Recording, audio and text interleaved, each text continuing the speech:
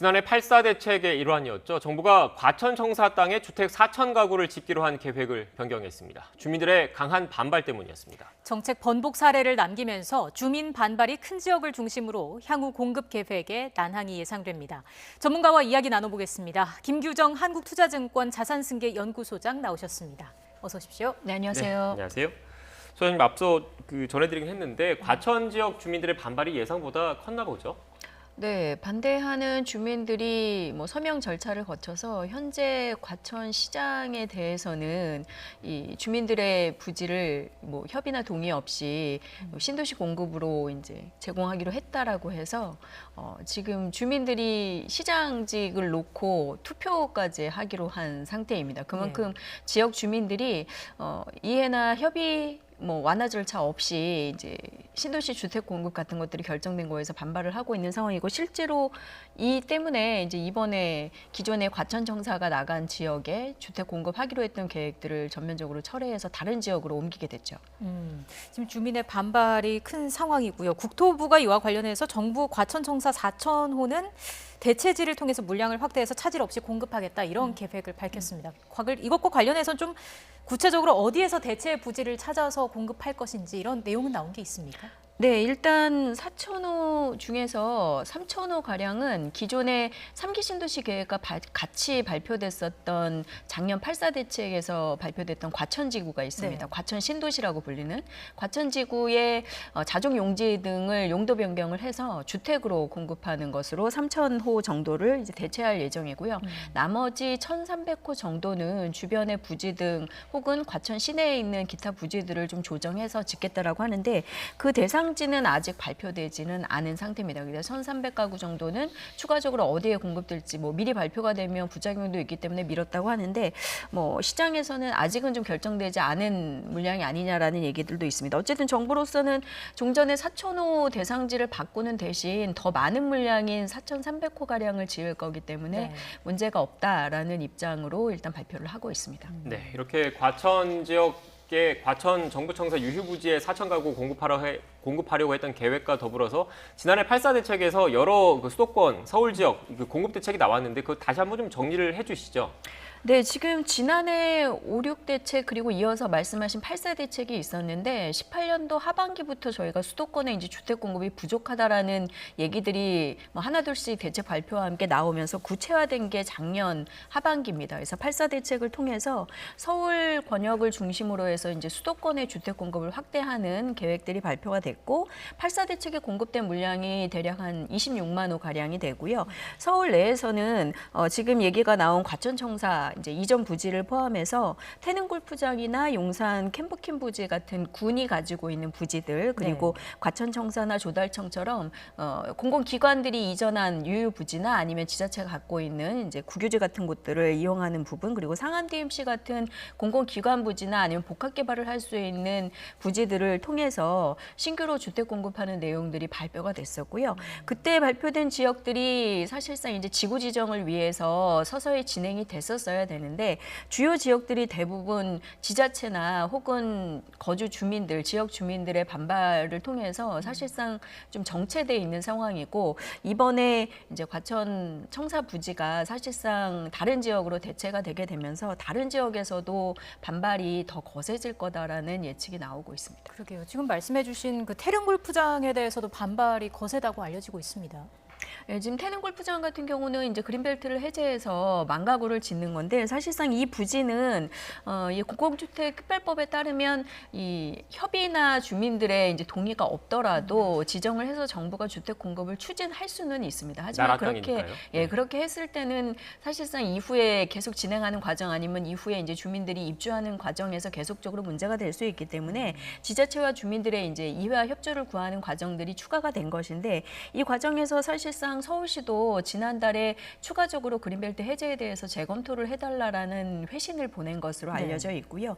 주민들은 1만 가구 공급에서 한 5천 가구 정도로 줄여달라는 요구를 다시 한 것으로 이제 정리가 되고 있습니다. 그래서 이번에 과천 사례가 나오면서 이 지역에서도 계속해서 이제 좀 문제를 지적하고 반대를 하겠다라는 입장인데, 과천시 사례처럼 이제 지자체장을 소환 투표하는 식으로 해서 반대 의사를 더 더 공고히 하겠다라는 현재 주민들의 동의 절차를 거치고 있는 것으로 알려지고 있습니다. 네, 앞서 8.4 대책 때 그 후보지로 지정됐던 그 그래픽을 다시 한번 좀 띄워주시겠습니까? 좀 크게 좀 띄워주십시오. 네, 지금 그 거론한 사례가 일단 과천 청사 부지 그리고 조금 전에 태릉골프장 부지를 말씀을 해주셨는데 이 외에도 지금 서초구 조달청 부지에서도 주민들 반발이 있는 것 같고 여러 지역에서 당초 그 정부의 계획과 달리 사업 추진이 좀 원활하게 이루어지지 못하고 있는 것 같습니다. 가장 큰 이유는 뭐라고 보십니까? 시장이나 이제 전문가들이 판단을 하기에는 8.4 대책을 통해서 너무 좀 조급하게 대상 지역을 발표하다 보니까 지역이나 지자체와의 협의 과정이나 이해를 구하는 안내 절차 같은 것들이 좀 부족했다라는 판단입니다. 그러다 보니까 이제 주민들의 반발이 계속해서 나오고 있는 상황이고 이번에 그것을 이제 사실상 수용해서 변경하는 이제 전례가 나왔기 때문에 이회 과정이 더 어려울 거다라는 얘기인데요.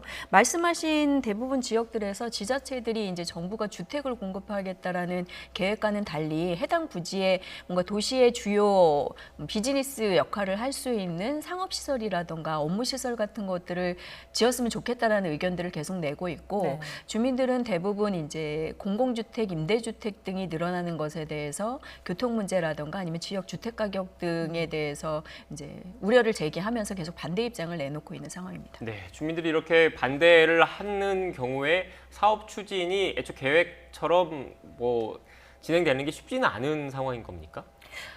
아까 말씀드린 사례처럼 정부 이제 국가가 소유하고 있는 부지는 사실은 공공주택 공급이라는 공익 목적에 따라서 사실 완벽하게 동의를 구하지 않더라도 지구 지정을 하고 사업을 할 수는 있습니다만 그 과정에서 해당 지역에 향후에 거주하게 될 주민과의 이해 문제라든가 반발 문제 혹은 이제 지역 내 주민들의 이제 갈등 문제 이런 것들이 커질 수 있기 때문에 그대로 무작정 진행하기는 사실상 좀 쉽지 않은 부분들이 이제 심리적으로는 있는 거고요. 그리고 현재 뭐 대선이나 선거 등을 앞두고 지역 주민들이나 지자체의 반발을 그냥 무작정 무시하고 진행하기는 어려운 이런 정치적인 문제들도 있다 보니 이 과정에서 일단은 좀 주민들의 이해 협조를 구하는 과정들이 좀 더 이어질 것으로 보입니다. 근데 그러다 보면 사실상 지금 지구 지정이나 이런 것들이 계속 지연될 수밖에 없어서 네. 시장이나 이제 국민분들이 우려하셨던 2.4 대책을 통해서 공급하기로 했던 이제 신규 200만 호 주택 공급 같은 것들이 계속 지연되는 것이 아니냐라는 우려가 사실상 현실화되는 것으로 좀 봐야 될 것 같습니다. 네, 이런 우려도 있더라고요. 반대하면 물러선다. 약간 이런 메시지로 좀 받아들여져서 앞으로의 정책 추진에 걸림돌이 되지 않을까. 뭐 이런 얘기도 있더라고요. 네, 실제로 그렇게 지금 이해가 되고 있는 것이죠. 이미 변경 사례가 나왔기 때문에 이제 정부나 당정에서는 발표하기로는 양호한 입지이고 종전의 물량과 대체가 가능한 적정한 물량이 가능하고 또 지자체나 주민들의 협조가 있으면 가능하다라는 입장에서 이제 변경도 문제가 없다라는 의견을 내놓고 있는데 일단 정책적으로는 기존에 발표했던 곳들이 사실상 최선의 지역으로 선택을 했을 거라고 이제 예상이 되는데 변경을 하는 만큼 정책 신뢰도에 이미 스스로 이제 좀 신뢰도를 잃는 이런 문제들이 제기가 되고 있고요. 그리고 이렇게 물러서는 상황에서 지역 주민들의 반발이 끝나는 게 아니라 계속해서 좀 확대되는 양상들이 있습니다. 과천 사례 같은 경우도 이미 이제 대체 부지로 변경을 하기로 했지만 그 과정에서도 그 과천 신도시 과천 지구의 자족 용지를 주택으로 바꿔서 주택이 더 과밀화되는 문제에 대해서 질이 떨어진다라는 지적도 나오고 있고요. 그리고 해당 이제 지역의 다른 남아있는 부지들로 이제 1,300가구들을 추가적으로 하는 과정에서도 이런 부분이 이해나 동의를 구하지 않고 정부나 시장이 이제 또 임의로 결정하는 부분이다라는 데 또 반발 의견을 계속해서 이제 추가적으로 내놓고 있는 상황이거든요. 그래서 네. 지적하신 것처럼 이번 전례가 굉장히 좀 나쁜 선례가 되어서 이 공공사업을 하는 데 있어서 다른 데서도 반발이 확산될 수 있고 그게 해결된다 하더라도 이를테면 이제 다른 지역으로 대체하거나 바꾼다라고 하더라도 계속해서 이 반발이나 교체 문제가 대두될 수 있다라는 게 가장 우려스러운 부분입니다. 네, 소장님 그러면 해법은 없을까요? 이런 그 정부의 주택 공급 사업은 계속 추진돼야 할 텐데 사실 그 사전에 지역에 살고 계시는 주민들과 충분한 협의를 거친다고 했을 때 역으로 개발 정보가 사전에 유출된다거나 투기 우려 등이 좀 있는 측면도 있지 않습니까? 그래서 좀 쉽지 않은 문제이긴 한데 소장님께서 보시기에는 이런 갈등 구조를 해결하려면 어떤 대책들이 좀 필요해 보입니까? 말씀하신 것처럼 이런 내용들이 사전에 공유가 되는 과정에서 또 투기적인 문제가 벌어지는 거에 대해서는 부작용일 수는 있는데, 그렇다 하더라도 어느 정도 사전에 이해를 구하는, 협조를 구하는 과정들이나 공청회 같은 것들이 좀 필요하다라는 좀 개인적인 입장을 가지고 있고요. 또 그런 과정이 앞서서 진행되지 못한다 할 경우에는 이런 공공주택 공급 사업에 이제 주민들의 이해를 가져올 만한 반대급부의 뭔가 인센티브 같은 것들이 주어져야 하지 않나 싶습니다. 실제로 이제 태릉 같은 경우에는 그린벨트 해제 녹지 공간이 이제 주택으로 바뀌는 과정에서 지역의 이제 환경이 안 좋아진다라는 부분들, 그리고 현재도 교통이 열악한데 그런 공공주택이 들어옴으로써 더 교통 침체가 심각해진다라는 지적들이 있는데, 그에 대한 대안을 사실상 적절히 내놓지 못하고 있는 상황이거든요. 그래서 이런 대규모 공공주택 공급 사업과 맞물려서 주민들의 이해나 동의를 얻기 위해서는 반대로 지역의 인프라를 추가적으로 개발해주는 부분이라든지, 가장 많이 지적이 되는 이제 교통이나 상업 시설 같은 것들을 확충해주는 반대의 인프라 같은 것들이 같이 제시가 돼야 그나마 좀 주민 동의를 얻는 데 가능하지 않을까 싶습니다. 네, 특히 지금 시장에서는 1, 2기 신도시 같은 경우에도 아직 교통 대책이 완벽하게 구비되지가 않았는데, 이렇게 3기 신도시 추가적으로 주택 공급 택지만 계속 발표하면 이게 신뢰가 되겠느냐, 이런 지적도 많이 나오고 있더라고요.